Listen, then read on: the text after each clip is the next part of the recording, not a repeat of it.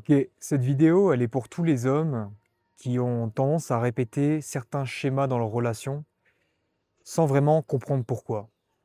Donc si tu es un homme et que tes dernières relations ont toutes terminé de la même façon et que tu as du mal à comprendre pourquoi ça se passe comme ça, pourquoi la fille a toujours le même comportement et pourquoi ça déclenche tout le temps les mêmes réactions en toi, reste bien jusqu'à la fin de cette vidéo parce que je vais t'expliquer le cas d'un client que j'ai coaché récemment et qui n'arrivait pas à comprendre pourquoi sa dernière relation s'est terminée comme ça.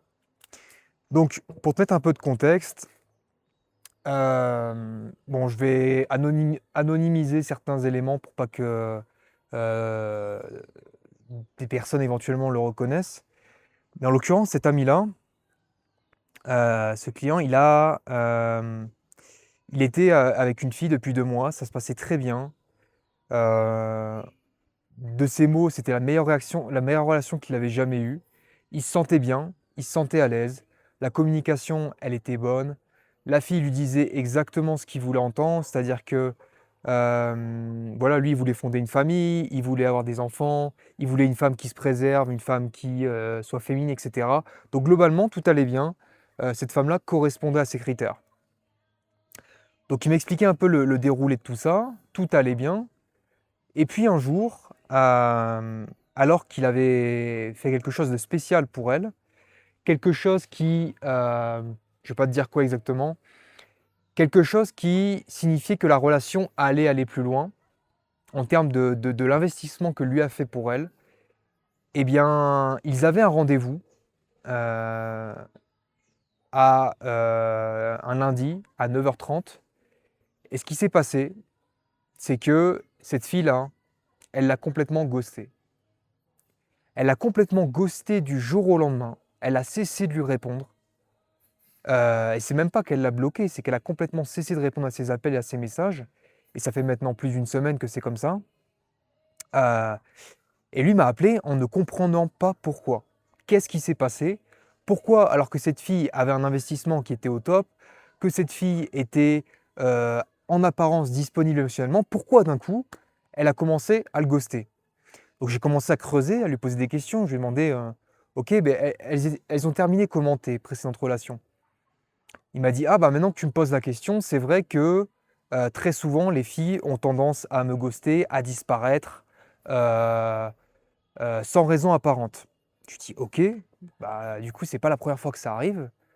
Et du coup, au lieu de se tourner vers l'extérieur, vers ces filles-là, se demander, ok, au lieu de changer, au lieu de tout le temps se dire c'est la faute à l'extérieur, c'est la faute de ces femmes-là, etc., euh, je l'ai invité à avoir une autre perspective sur la situation et se demander, ok, bah si mes 4 ou 5 dernières relations, les filles m'ont ghosté, ont disparu, pourquoi?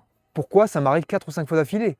Comme on dit, une fois c'est un hasard, 2 fois c'est une occurrence et 3 fois c'est une récurrence. Donc là, ça devient plus qu'une récurrence vu que c'est arrivé 4 ou 5 fois. En fait, je l'ai introduit à la notion des styles d'attachement. Donc voilà, c'est l'idée que dans ton enfance, tu vas avoir un certain rapport à l'amour. Et ce rapport, il se divise globalement en 4 catégories. Bon, c'est pas quelque chose de fixe, hein, c'est une grille de lecture, mais dans son cas, c'est très très précis et c'est flagrant que c'est ce cas-là. Il y a l'attachement sécure, il y a l'attachement anxieux, il y a l'attachement évitant et il y a l'attachement bipolarisé. Ça veut dire qu'on va osciller entre 2 styles d'attachement. Et ce qui va se passer très souvent, sans qu'on s'en rende compte, parce qu'on a notre ego masculin, parce qu'on préfère dire que c'est de la faute des femmes, etc. Ce qui va se passer très souvent, c'est que une blessure, une énergie, va attirer son contraire. Ce qui s'est passé dans son cas, et c'est pas évident, je sais que c'est dur à entendre, mais ce qui s'est passé, c'est que il a attiré une femme qui est évitante. Pourquoi j'ai fait ce diagnostic-là? Parce que tout allait bien au début. Cette femme-là était très investie. Cette femme-là voulait être avec lui. Cette femme-là montrait, tous les signaux étaient au vert.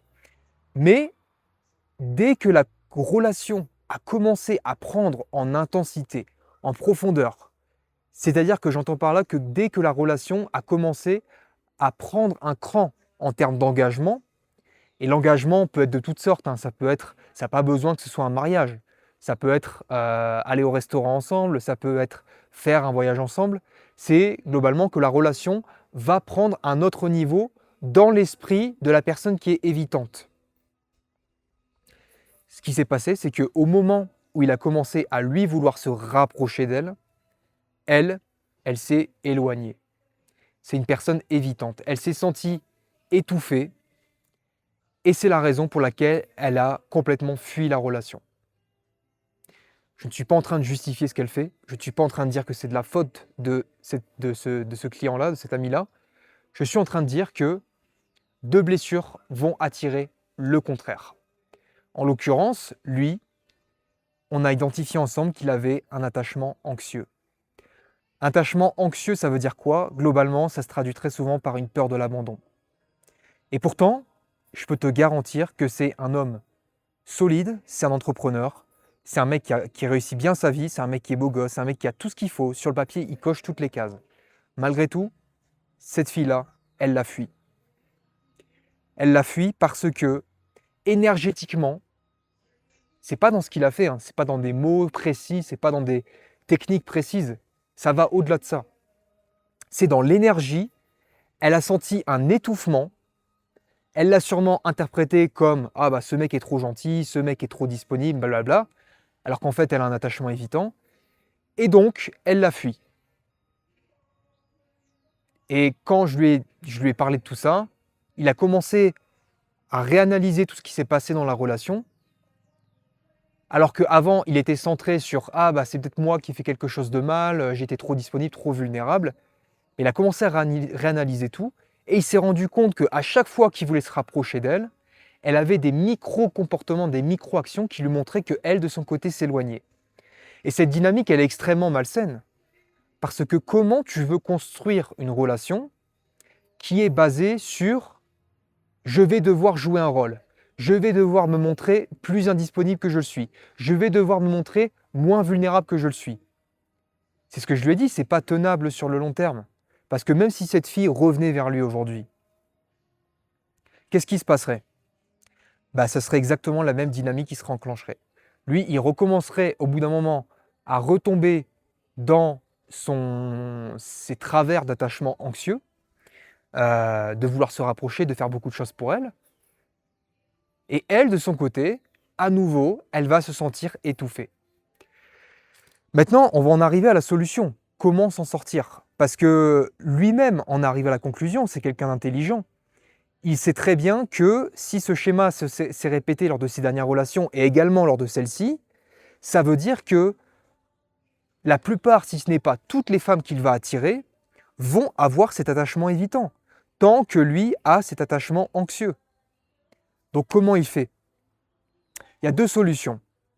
La première, c'est et elle est très rare, c'est de tomber sur une femme qui prend conscience qu'elle a cet attachement évitant, ou anxieux, ça dépend des cas.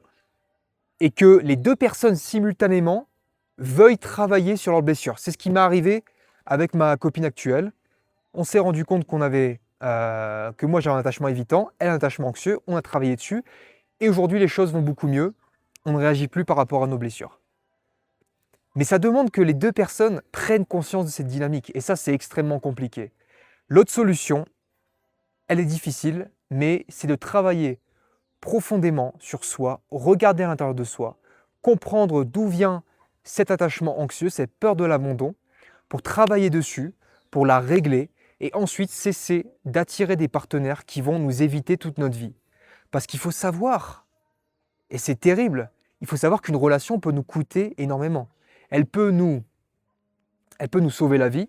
Une femme peut être une partenaire incroyable qui va nous élever dans beaucoup d'aspects. Mais une relation peut aussi complètement te plomber. Pense à tous ces hommes qui traversent un divorce, qui perdent leur famille, qui perdent leurs moyens financiers, etc. Parce qu'ils se sont construits sur la base de blessures. Et même lorsqu'ils ont eu ce divorce, ils ne se sont pas rendus compte de ça.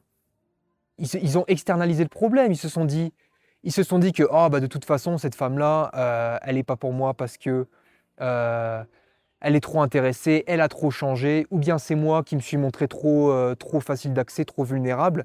Mais le problème, il n'est pas là. Parce que on t'a menti sur la relation. Tu n'as pas besoin de jouer un rôle, de te montrer, d'analyser ce que tu dois faire dans la relation, de mentaliser tout ce que tu fais, parce que c'est invivable, c'est insoutenable. Et tout simplement, quoi, de toute façon, peu importe la manière dont tu vas réagir dans une relation à un instant T, ce n'est jamais ça qui va conditionner la suite de la relation. Ce n'est jamais ça qui va dicter l'ambiance générale de la relation. Tout simplement, tu agis dans ta relation à un moment donné par rapport au niveau de conscience que tu as à ce moment donné. Et tant que tu ne changes pas le niveau de conscience que tu as, dans le sens où tu t'extirpes de cette blessure, eh ben, tu continues à reproduire les mêmes schémas et tu continues à agir par rapport à un programme, le programme de cette blessure d'abandon. Donc voilà, que tu sois un homme, que tu sois une femme dans cette vidéo, moi j'accompagne plutôt les hommes, mais que tu sois, que tu sentes que tu répètes que ces schémas dans tes relations, euh, il faut prendre conscience que rien n'arrive par hasard.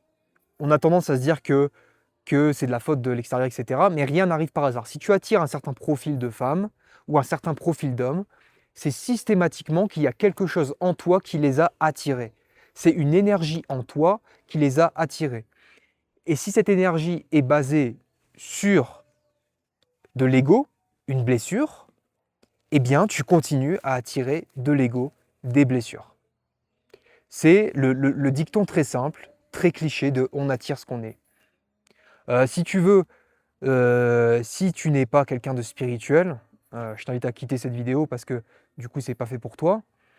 Parce qu'il y a un vrai aspect spirituel aux relations, il y a un vrai aspect de travail intérieur.